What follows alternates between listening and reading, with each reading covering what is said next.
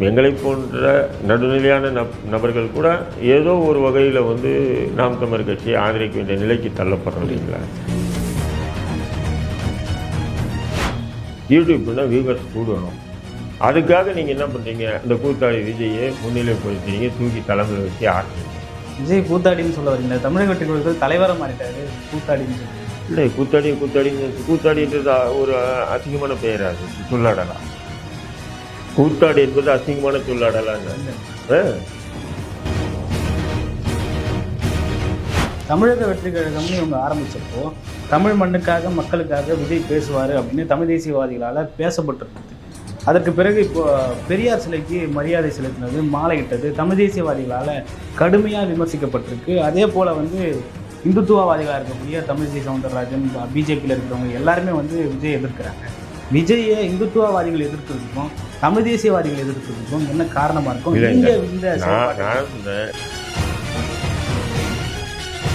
நான் சொல்கிறேன், அந்த நாய் இன்னும் உங்களோட வாயை திறந்து ஒரு வார்த்தை கூட பேசலீங்க சீமானை பற்றி. சீமானுடைய அரசியல் என்பது சுமார் 15 ஆண்டுகளுக்கு மேலே. இவன் என்னங்க வானத்திலிருந்து குடித்த தேவதூதரா? ஒரு வார்த்தை பேசலைங்க. அவன் பேசியிருக்காப்ப எங்காவது? அப்படி என்ன உனக்கு கர்வம் உனக்கு? அப்படி கௌரவம் எல்லாம் இருந்ததுன்னா தமிழக மக்கள் செருப்படி தான் கொடுப்பாங்க. அது எந்த மாற்று கருத்தும் இல்லை. நீயே ஜெயிக்க மாட்டேன், நீ நிற்கிற தொகுதியில் நீயே ஜெயிக்க மாட்டேன். நான் சொல்கிறேன், எழுதி வச்சிங்க. வளரி இணையதள தொலைக்காட்சிக்கு நான் சொல்கிறேன், எழுதி வச்சிங்க. விஜயே ஜெயிக்க மாட்டான் இந்த மாதிரி. தொகுதிக்கு ஒரு 10,000 ஓட்டுவாங்க. கமலஹாசன் 8,000 ஓட்டுவாங்கன்னா நீ ஒரு 10,000 ஓட்டுவாங்க, அவ்வளோதான். நீ என்ன திருட்டுத்தனமாக போட வேண்டிய அவசியம் இல்லை. நான் கேட்குறேன், இப்படி ஒரு கேள்வி நான் எழுப்பினேன். பெரியாருக்கு திருட்டுத்தனமாக மாலை போட்டு ஓட வேண்டிய அவசியம் இல்லை. வந்த நில்லு, போடு, மீடியா வந்து எடுக்கட்டும், வெளியே வந்து நீ பேசு.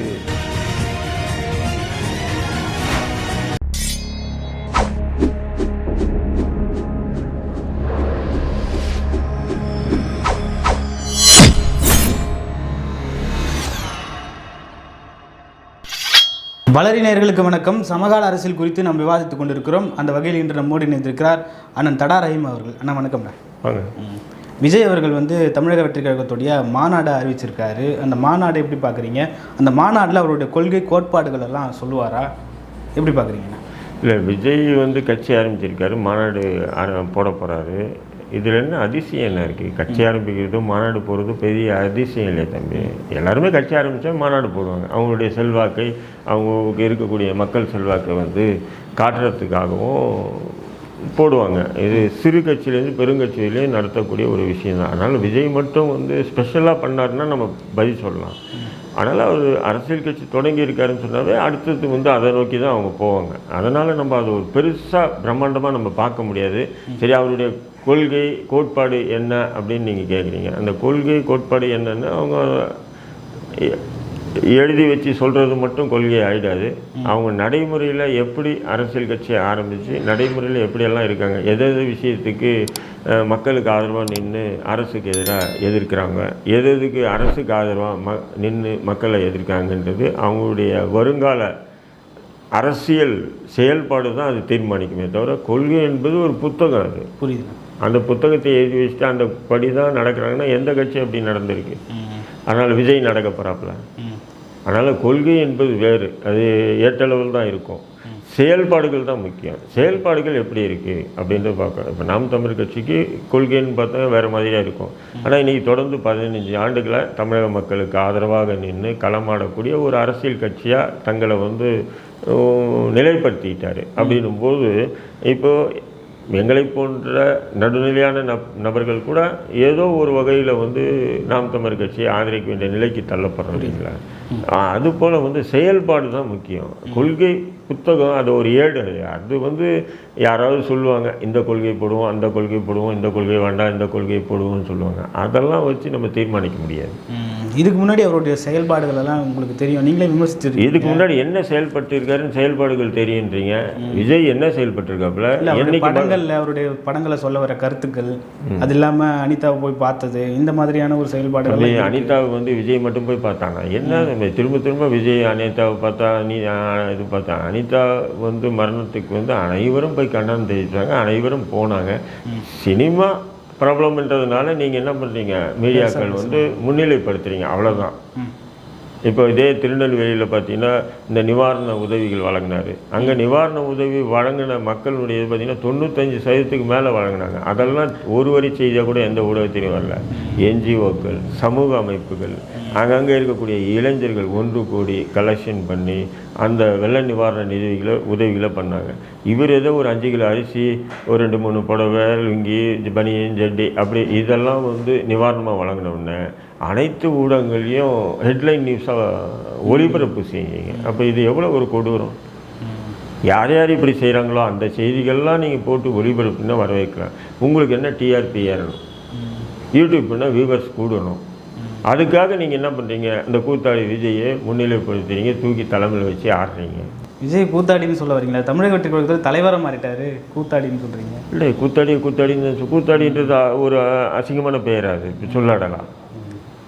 கூத்தாடி என்பது அசிங்கமான சொல்லாடலான்னு இல்லை. சினிமா வருவதற்கு முன்னாடி அவங்களுக்கு பேர் கூத்தாடியா இல்லையா சொல்லுங்க.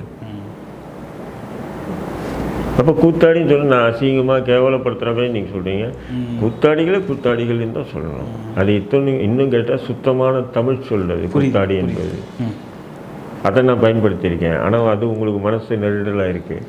இல்லை, நிறைய பேர் வந்து அந்த வார்த்தையை வந்து பயன்படுத்த விரும்ப மாட்டாங்களோ அப்படின்னு தோணுது. விஜய் தரப்பினர் அதை எதிர்க்கிறாங்க. ஏன் எங்களுடைய தலைவரை கூத்தாடின்னு சொல்கிறீங்க அப்படின்னு எதிர்க்கிறாங்க. நான் யதார்த்தத்தை பேசுகிறேன், வேற ஒன்றும் இல்லை. யதார்த்தமாக பேசுகிறேன். நான் என்ன சொல்கிறேன், நீங்கள் இன்றைக்கி வந்து பல கோடிகளுக்கு அதிபதி, நீங்கள் பல ஆயிரம் பல லட்சம் கோடிகளுக்கு அதிபதி.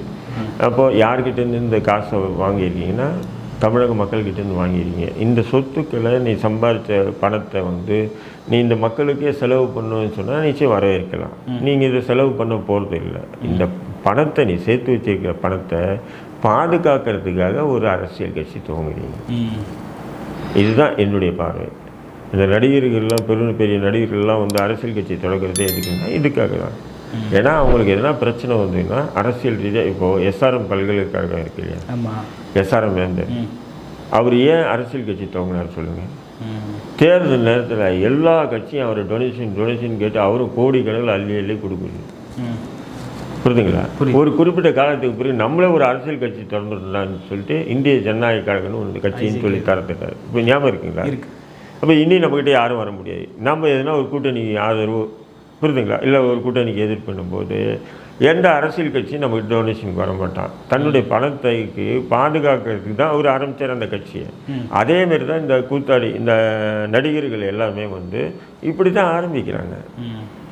அப்போ விஜயம் வந்து இப்போ நடிக்கிறது விட்டுட்டு ஒதுங்கிட்டான்னு வச்சுக்கலேன், இன்கம் டேக்ஸ் அது இதுன்னு பிரச்சனைகள் வரும், ஏதாவது ஒரு சிக்கல் உருவாக்கும். ஏதாவது ஒன்று அவர் வந்து பார்த்தீங்கன்னு சொன்னால் உள்நாடு வெளிநாடில் வந்து பல லட்சம் கோடிகளை வந்து முதலீடு பண்ணியிருக்காரு. அந்த முதலீடு பணம் வந்து வாங்கிறதுக்கு அல்லது அந்த அந்த அந்த முதலீடு பண்ணியிருக்க மூலிமா லாபம் பெறறதுக்கு பல சிக்கல்கள் உருவாகும். அரசியல் கட்சின்னும் போது பயந்து அதெல்லாம் காசெல்லாம் கரெக்டாக கொடுப்பானுங்க.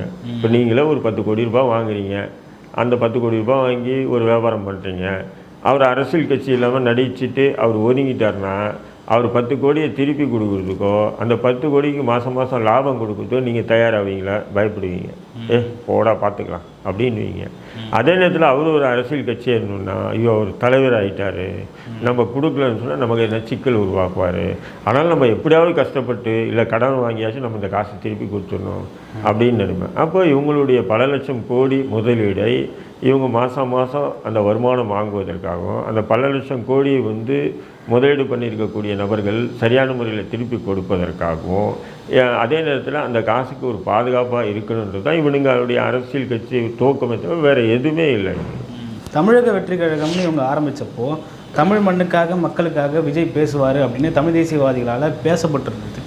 அதற்கு பிறகு இப்போ பெரியார் சிலைக்கு மரியாதை செலுத்தினது, மாலையிட்டது தமிழ் தேசியவாதிகளால் கடுமையாக விமர்சிக்கப்பட்டிருக்கு. அதே போல் வந்து இந்துத்துவவாதிகளாக இருக்கக்கூடிய தமிழிசை சவுந்தரராஜன், பிஜேபியில் இருக்கிறவங்க எல்லாருமே வந்து விஜய் எதிர்க்கிறாங்க. விஜயை இந்துத்துவவாதிகள் எதிர்க்கிறதுக்கும் தமிழ் தேசியவாதிகள் எதிர்க்கிறதுக்கும் என்ன காரணமாக இருக்கும்? நீங்கள் இந்த நான் சொல்கிறேன், நான் அன்னிலிருந்து நாம் தமிழர் கட்சி தலைவர் சீமானே சொல்லிட்டு வரேன், தேவையில்லாமல் விஜயை கூப்பிட்டு வந்து பக்கத்தில் வச்சிங்கன்னு சொன்னால் நீங்கள் இன்றைக்கி பண்ணக்கூடிய அரசியல் அன்றைக்கி பண்ண முடியாதுன்னு. ஏன்னு சொன்னால் அவன் ஒரு கார்ப்பரேட்டினுடைய இறக்குமதி. அவனை உட்கார வச்சுட்டு நீங்கள் எந்த மண்ணாங்கட்டியும் பேச முடியாது. இன்றைக்கி எல்லாத்தையும் வச்சு அடின்னு அடிக்கிறீங்க பொதுவெளியில். அது காங்கிரஸாக இருந்தாலும் தாக்குறீங்க, பிஜேபி இருந்தாலும் தாக்குறீங்க, அதிமுகவும் தாக்குறீங்க, திமுகவும் தாக்குறீங்க, இன்னும் சைடு எதிர்க்க எவன் வந்தாலும் பிடின்னு பிடிக்கிறீங்க. விஜயை கூட்டு வந்து பக்கத்தில் உட்கார வச்சிங்கன்னா உங்களால் அப்படி பேச முடியுமா? பேச முடியாது. அப்படியே உங்களால் வந்து பேச முடியலனா கூட ஆட்டத்தை ஆட்சி பிடிச்சி கத்தி ஆட்டத்தை கலைச்சிட்டு போவீங்க. விஜய் என்ற ஒரு நடிகரை கூப்பிட்டு வந்து நீங்கள் பக்கத்தில் வச்சுட்டு அவர் கூட நீங்கள் கூட்டணி இல்லை அவங்க கூட அவர் கூட்டணி ஆனாலும் உங்களால் இப்படி ஒரு தெளிவான ஒரு ஃப்ரீயாக பொலிட்டிக்கல் முன்னெடுக்க முடியாது, அரசியல் எடுத்து போக முடியாது அப்படின்னு நானே எதிர்ப்பு தெரிவிச்சிட்டாங்க. இப்போ வந்து அவங்களுக்கு புரிஞ்சிருக்கணும், நாம் தமிழ் கட்சியினுடைய தமிழ் தேசிய சிந்தனைவாதி புரிஞ்சிருக்கணும். அதே நேரத்தில் இவர் போய் பெரியாருக்கு வந்து மாலை போட்டார், பெரியாருக்கு பூ போட்டார்ன்றது மட்டும் வந்து சமூக நீதிக்கான தலைவராக இவர் பார்த்துட முடியாது.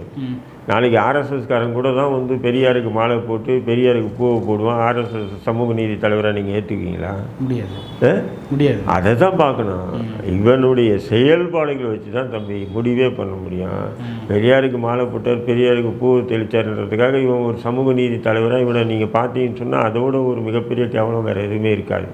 இந்துத்துவவாதிகள் வந்து இப்போ சமீபத்தில் விஜயோட லெட்டர் பேடில் ஏற்கனவே இருந்த புகைப்படத்தில் குங்குமம் வச்சுருந்தாரு, இப்போ இருக்கிற புகைப்படத்தில் குங்குமத்தை எடுத்துட்டாரு, பொட்டை எடுத்துட்டாரு. இவர் வந்து இந்துத்துவாவுக்கு எதிரான நிலைப்பாடை, அதாவது திமுகவுக்கு ஆதரவான நிலைப்பாடை எடுக்க தொடங்கிட்டாருன்னு சொல்லிட்டு பிஜேபியுடைய கான்செப்ட் வேறங்க. பிஜேபி எப்படின்னா விஜய் வந்து ஒரு திராவிட சித்தாந்தவாதியாக காட்டுறது தான் பிஜேபி முனையுது. ஏன்னு சொன்னீங்கன்னா அப்போ தான் வந்து இந்த திராவிட கட்சிகளுடைய ஓட்டுகளை விஜய் பெறணும். புரியுதுங்களா உங்களுக்கு? விஜய் வாங்கிக்கணும். திமுக அதிமுக போன்ற திராவிட கட்சிகளுடைய வாக்குகளெல்லாம் விஜய் வாங்கிக்கணும். அப்படின்னு வாங்கிட்டாங்கன்னு சொன்னால் நமக்கு பிஜேபிக்கு நமக்கு உண்டான ஓட்டு கிடைக்கும். இந்தமாரி ஒரு தொலைநோக்கு பார்வையோடு தான் பிஜேபி வந்து விஜய் விஷயத்தில் கையாளுது. அதாவது நான் விஜயை எதிர்க்கிறதுக்கும் பிஜேபி விஜயை எதிர்க்கிறதுக்கும் வித்தியாசங்கள் இருக்கின்றன. புரியுதுங்களா? அப்போது இந்த விஷயத்தை பெரிதுபடுத்தி இந்த பெரியாருக்கு மாலை போட்டதோ இல்லை பெரியாருக்கு பூவை போட்டதோ அந்த விஷயத்தை பெரிதுபடுத்தி அதே நேரத்தில் வந்து இப்போ விநாயகர் சதுர்த்திக்கு வாழ்த்து சொல்லலை, ஓணத்துக்கு வாழ்த்து சொல்ல, இப்படி பேசி இந்த திராவிட கட்சிகளினுடைய ஓட்டு வங்கியை விஜய் பக்கம் திருப்பணும். இதுதான் பிஜேபிக்கு கொடுத்துருக்கக்கூடிய அஜெண்டா. எச் ராஜா போன்ற பிஜேபி தலைவர்களுக்கு கொடுத்துருக்கக்கூடிய அஜெண்டா. வேறு ஒன்றுமே இல்லை, சிம்பிள் லாஜிக். அதை வந்து திறம்பட அவங்க செய்கிறாங்க. விஜய் வந்து ஒரு திராவிட சிந்தனைக்குட்பட்ட கட்சி தலைவராக தான் அவரை வந்து காமிக்க விரும்புகிறாங்க. ஏன்னு சொன்னால் ஏன்னா ஏற்கனவே வந்து விஜயகாந்தை இறக்கி விட்டு பார்த்தாங்க. அவர் அந்த திராவிட ஓட்டுகளெல்லாம் வாங்கணுன்றதுக்காக கொஞ்சம் பார்த்தாரு, முடியல. அப்படிங்கும்போது விஜயை அப்படி கொம்பு செய்ய விட்டு இறக்கி பார்க்குறாங்க. அப்போ இந்த திராவிட கட்சிகள் வந்து தமிழகத்தில் வந்து இருக்கிறது வந்து அது வந்து சனாதனவாதிகளுக்கு ஒரு வெறுப்பாக இருக்குது. அதை கலைக்கிறதுக்காக இந்த அரசியல் நடக்குது. நாம் தமிழர் சீமான் பார்த்திங்கன்னா பெரியாருக்கு மாலை போட்ட விஜய் வந்து மற்ற தலைவர்களுக்கும் போடணும், அதாவது குறிப்பாக ரெட்டமலை சீனிவாசனுக்கு, முத்துராமலிங்க தேவருக்கு, இம்மானுவேல் சேகரனாருக்கெல்லாம் போடுவாரா விஜய் என்ற ஒரு கேள்வி கேட்டிருக்காரு. இவங்களெல்லாம் விஜய்க்கு தெரியுமா? அதாவது முத்துராமலிங்க தேவரையோ ரெட்டமலை சீனிவாசனையோ இம்மானுவேல் சேகரனாரையோ விஜய்க்கு வந்து இவங்கெல்லாம் யாருன்னு தெரியும்? நீங்கள் தானே தம்பின்னு மூச்சுக்கு 300 தடவை கத்துறீங்க, என் தம்பின்னு. அவனுக்கு தெரியலன்னா போய் கற்றுக் கொடுங்க அப்படின்னு தான் நான் சொல்ல விரும்புகிறேன். நானும் சொல்கிறேன், அந்த நாய் இன்னவரையும் உங்களை வாயை திறந்து ஒரு வார்த்தை கூட பேசலைங்க சீமானை பற்றி. சீமானுடைய அரசியல் என்பது சுமார் 15 ஆண்டுகளுக்கு மேலே. இப்போ அதுக்கு முன்னாடி அவர் சிறு வயதிலேருந்து அதை பண்ண இதை பண்ணுன்றாரு விடுங்க. நம்ம இப்போ சமகாலத்தில் பார்த்துட்டு வரக்கூடிய கண்கூடாக பார்த்துட்டு ஒரு 15-20 வருஷமாக வந்து தமிழக அரசியலில் முன்னணி களத்தில் நின்று போராடிட்டு அவர் பல இடத்துல பேசுகிற விஜய்ன்ட்டு. இவன் என்னங்க வானத்திலிருந்து குடித்த தேவதூதரா? ஒரு வார்த்தை பேசலைங்க. அவன் பேசியிருக்காப்ப எங்காவது? அப்படி என்ன உனக்கு கர்வம் உனக்கு? அப்படி கர்வம் எல்லாம் இருந்ததுன்னா தமிழக மக்கள் செருப்படி தான் கொடுப்பாங்க. அது எந்த மாற்று கருத்தும் இல்லை. சரி, பேசுகிறேன், அண்ணன் வந்து இப்படி பேசியிருக்காரு அப்படி பேசியிருக்காருன்னு பதில் கொடு. ஏன் திருமாவளவன் பேசுகிறாரு, அதுக்கு பதில் கொடு. யாருக்கும் பதில் கொடுக்க மாட்டேன் அப்படின்னு சொன்னால் நீ என்ன அவ்வளோ பெரிய அப்பா டக்கறா? நான் கேட்குறேன். இன்னும் உன்னுடைய ஓட்டு சதவீதம் என்னன்னு உனக்கு தெரியல. நீ மிஞ்சி போனால் ஒரு தொகுதிக்கு 10,000 ஓட்டு வாங்குவேன்.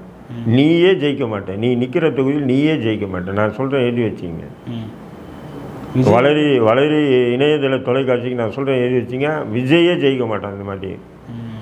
தொகுதிக்கு ஒரு 10,000 ஓட்டு வாங்க, கமலஹாசன் 8,000 ஓட்டு வாங்கினா நீ ஒரு 10,000 ஓட்டு வாங்க, அவ்வளோதான்.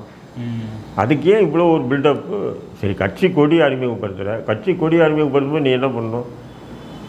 நீ உன்னுடைய ஆஃபீஸ் பேரர்னு சொல்லக்கூடிய உன்னுடைய கட்சி நிர்வாகிகள்லாம் கூப்பிட்டு வச்சு அவங்க தான் கொடியை அறிமுகப்படுத்தணும், எல்லோரும் சேர்ந்து. யாரும் இல்லை, தனியாக நின்று தனியாக அப்படி கொடியை பிடிச்சி அறிமுகப்படுத்தினா அப்போது நீ தனி மனிதன். இப்போ ஒன்மேன் ஷோ மாரி தானே இருக்குது. சரி, உன் கட்சி தொண்டர்களை நம்பாமல் நீ பவுன்சர்களை நம்பி தானே அந்த நிகழ்ச்சிக்கே வந்த. நீ உன்னை நேசிக்கக்கூடிய, நீ தலைவனாகணும்னு நினச்சி கடவுள்கிட்ட வேண்டிட்டு இருக்கக்கூடிய, நீ தேர்தல் அரசியல் கட்சி தொடங்கணும்னு சொல்லிட்டு இருந்த, உன்னுடைய ரசிகர்களுடைய பாதுகாப்போடு நீ அந்த நிகழ்ச்சி நடத்தல. ஃபுல்லாக பவுன்சரை போட்டு பவுன்சர் பாதுகாப்போடு வந்து பவுன்சர் பாதுகாப்போடு ஓடுறேன்னு சொன்னால் அப்போது எம்ஜிஆர் எவ்வளோ பெரிய தலைவராக இருந்தார் இல்லையா? அவரே இப்படி பவுன்சர் பாதுகாப்போட இல்லையா? கட்சி தொண்டர்கள் பாதுகாப்போடு தானே வந்து. ஜெயலலிதா விடுங்க, பவுன்சர் பாதுகாப்போட விளாட்னாங்க. கட்சி தொண்டர்களுக்கு கூட ஒரு யூனிஃபார்ம் போட்டு செஞ்சாங்க அவங்க. அப்போது ஜெயலலிதா போன்ற பெரும் தலைவர்கள் கூட அப்படி பவுன்சர் பாதுகாப்போடு வந்து போனதுக்கு. இப்போ நீங்கள் பவுன்சர் பாதுகாப்போடு உள்ளே வரக்கூடிய நபர், நீங்கள் எப்படி நீங்கள் வந்து மக்களோட மக்களை நீங்கள் அரசியல் பண்ண முடியும்? அப்போ வந்து இந்த அரசியல் களத்துலேயுமே வந்து நடிக்க பார்க்குறாரோ விஜய்? ஏன்னா வந்து நான் நீங்கள் சொல்கிறப்போ கொடி அறிமுகப்படுத்துகிறப்பவே விஜய் மட்டும்தான் தனியாக வராரு. இங்கே பெரியார் சிலைக்கு மாலை போடுறப்போ பார்த்தீங்கன்னா தட்டு ஏந்தி மாலை ஏந்தி தனியாக வந்து ஒரு மாதிரி ஒரு பவ்யமாக வந்து நின்னதை நம்ம பார்க்க முடியுது.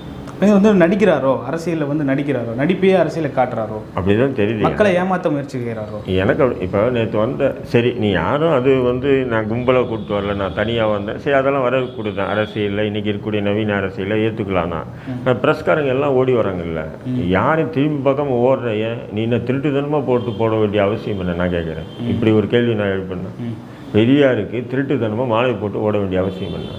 வந்த நில்லு, ஓடு, மீடியா வந்து எடுக்கட்டும், வெளியே வந்து நீ பேசு. அப்போ தானேங்க என்ன உன்னுடைய நீ எந்த இலக்கை நோக்கி போகிறன்றது மக்கள் புரிஞ்சுக்குவான். திருட்டுத்தனமாக போட்டு ஓடுற மாதிரி ஓடுற பார்த்தீங்களா? ஒரு கையில் தட்டு, ஒரு கையில் மாலை, குடுகுடுன்னு வந்து போட்டு குடுகுடுன்னு ஓடுறேன்னு சொன்னால் இது எந்த அரசியலை முன்னெடுக்கிறாப்புலன்னு எனக்கு தெரியல. ஏன்னா உங்களை மாதிரி தம்பிங்க வந்து விஜய் விஜய் விஜய்னு அலையிறீங்க. நிச்சயம் தேர்தலுக்கு பிறகு விஜய் வந்து எப்படி கமலஹாசன் காணாமல் போனாரோ, கமலஹாசன் கூட இப்படி தான். தேர்தலுக்கு முன்னாடி எல்லாருமே சொன்னாங்க குறைஞ்சி 20 சீட்டு ஜெயிப்பாங்களா இது யாரு கமலஹாசன் கட்சினா. நான் அப்போ சொன்னேன் 1 சீட்டு கூட ஜெயிக்க மாட்டேன்டா அப்படின்னு. அப்படி தான் நடந்தது. அவரும் அப்படி தான் ஊழலை ஒழிப்பேன்னு சொன்னார், வாரிசு அரசியலை அழிப்பேன்னு சொன்னார். கடைசியாக ஒரு 10 கோடி ரூபாய் எக்ஸ்ட்ரா அவருடைய படத்தை வந்து ரெட்ஜெண்ட் வாங்கிச்சான். வானளவே வந்து உதயநிதி ஸ்டாலினை பாராட்டிட்டு போயிட்டார். பாராளுமன்ற தேர்தலில் திமுக கூட்டணிக்கு ஆதரிச்சே போயிட்டார். அப்போது இந்த அது சொல்லுவாங்கள்ல பழமொழி, குடிக்கார பேச்சு பொழுது வெடிஞ்சா போச்சு, கூத்தாடிகளுடைய பேச்சு அப்போதுவே போச்சு அப்படிதான். இதுவரை கேட்ட கேள்விகளுக்கு பதில் சொன்னதுக்கு மிக்க நன்றி. என்ன மற்றும் ஒரு காணொலி சந்திப்போம். நன்றி.